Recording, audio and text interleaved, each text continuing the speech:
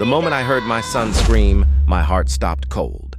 It wasn't fear in his voice. It was terror, the kind that makes every instinct in a father come alive. I didn't even think. I ran. The gate was open, and Mason never left it open. Something was wrong. I rounded the corner of the garage, and the sight that met me burned itself into my mind forever.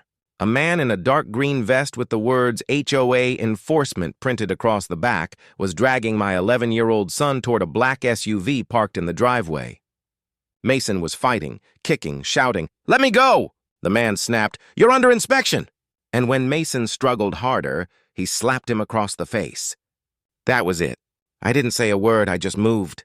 My boots hit the concrete and I slammed into him with all the force I had.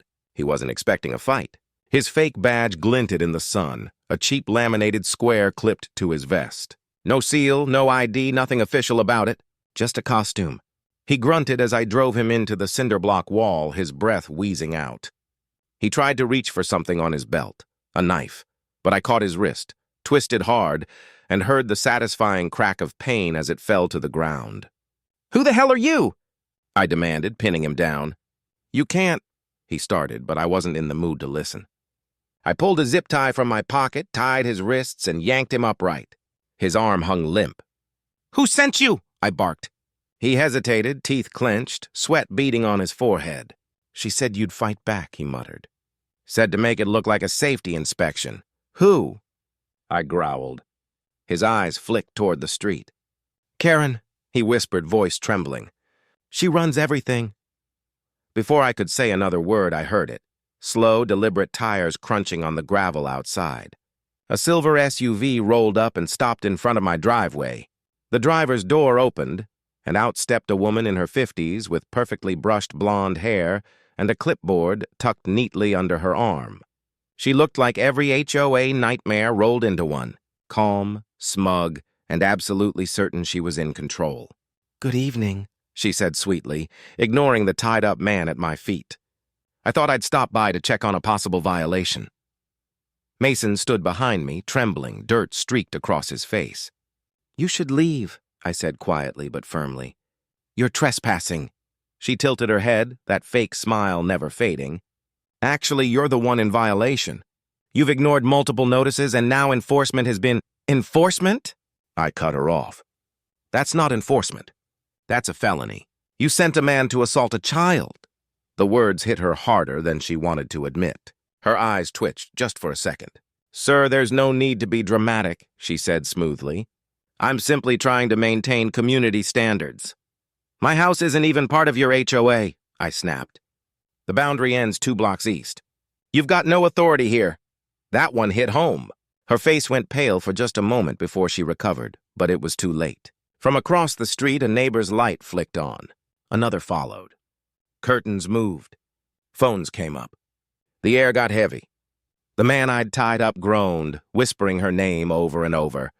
"Karen, Karen." She tried to ignore him, her eyes darting to the gathering crowd. "This is all a misunderstanding," she insisted, voice trembling slightly now. "My officer was just impersonating law enforcement and hitting a kid?"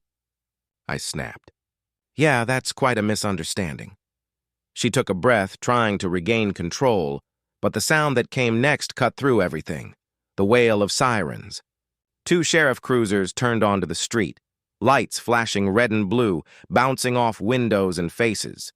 Karen froze like a deer caught in headlights. The lead deputy, Parks, stepped out, a man I recognized from local security briefings. Steady, experienced, not easily fooled. He took one look at the scene, Mason bruised and shaking, the fake enforcer on the ground, and Karen clutching her clipboard, and said, "Somebody start talking." I told him everything in clear, short sentences. The fake enforcer tried to take my son. I stopped him. Everything was on my garage cam. Parks asked to see it, and I showed him the feed on my phone. The footage was grainy but clear enough to show the man grabbing Mason, slapping him, trying to drag him toward the SUV. The badge was visible, the fake HOA enforcement logo shining under the light. Parks looked from the phone to the suspect, then to Karen. "Ma'am," he said evenly, "impersonating an officer is a felony. Assaulting a minor adds another." Karen tried to hold her ground. Deputy, this is completely out of context. He was simply verifying. Parks raised a hand. Save it. You're done talking. He called over his shoulder. Cuff him. Get the kid checked by medics. One of the officers moved forward, pulling the enforcer to his feet. He winced, his broken arm hanging awkwardly, and muttered again. Karen told me, she said. Karen's composure cracked. You can't do this, she snapped. I'm trying to keep the neighborhood safe. Parks turned on her. By hiring a fake cop to kidnap a child?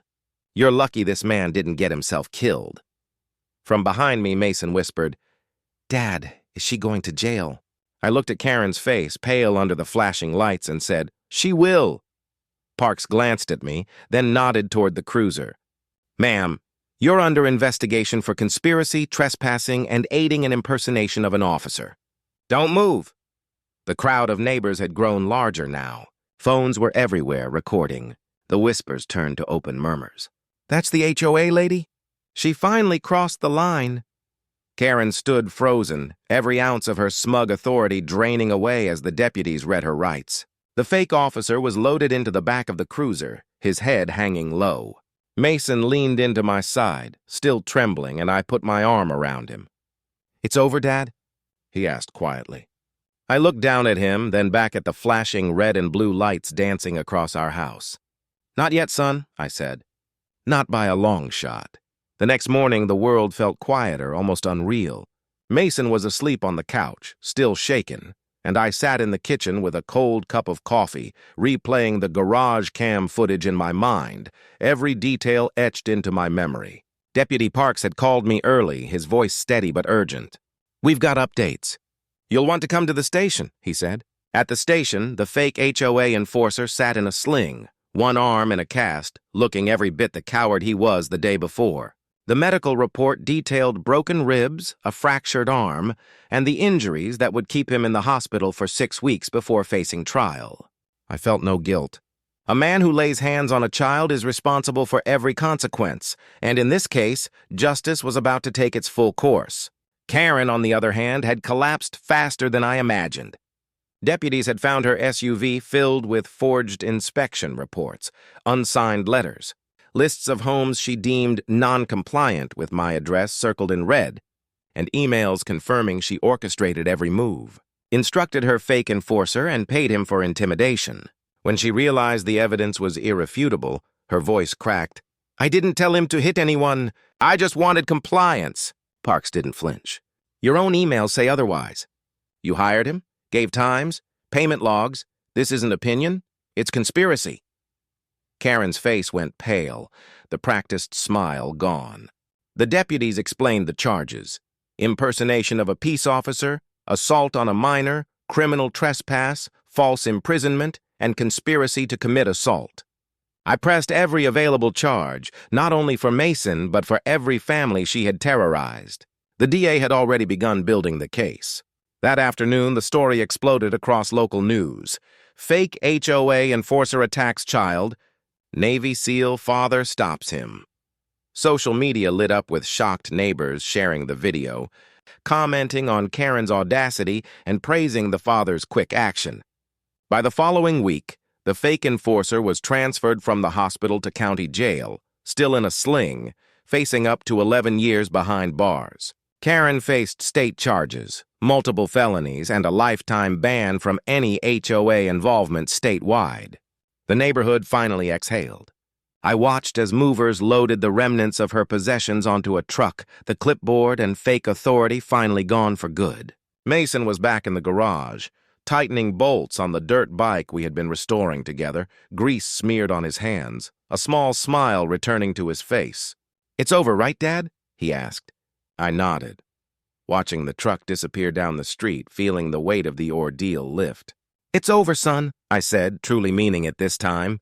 We were safe. The law had done its part, but my vigilance and instinct had saved my child in the moment that mattered most. The neighborhood would remember that day not just for the chaos Karen had caused, but for the courage, swift action, and justice that finally restored peace to our street.